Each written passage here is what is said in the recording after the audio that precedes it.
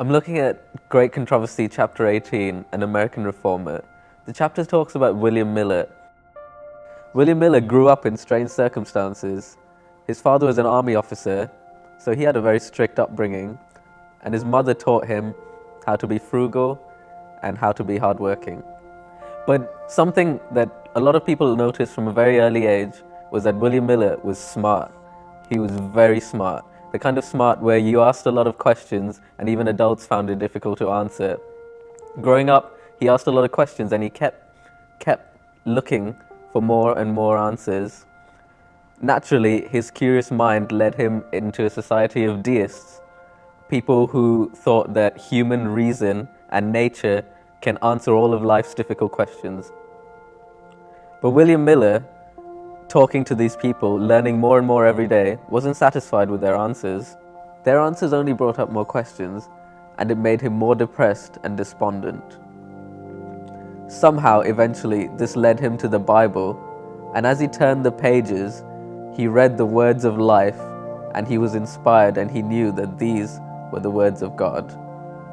William Miller's naturally curious mind led him back to the Bible, and as he opened the pages and he read the words, his mind was opened, and he marveled and he was amazed at the scriptures, and he realized that here were the words of life and the answer to all of his questions. He began to study the Bible verse by verse, and I think he might have pioneered this particular way of studying the Bible, where he studied one verse after another and did not move on to a next verse until he had understood every single aspect of that verse. He applied this specific principle also to the prophecy, which back in the day no one really understood. And he realized that the prophecy was something that human beings could understand, and he reasoned that, well, if God gave us prophecy, then surely we should be able to understand it, otherwise he wouldn't give it to us. William Miller decided to share these prophecies with people, first just his friends, but soon with churches around the area.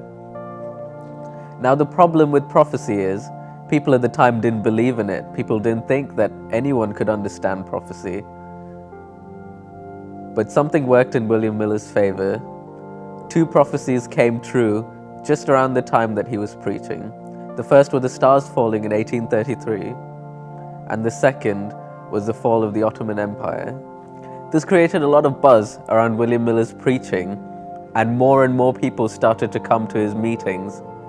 The second coming sounded like the most amazing thing they'd ever heard. The second coming was something that everyone had looked forward to, but no one thought they would ever see, and now they were being told that it was in their lifetime.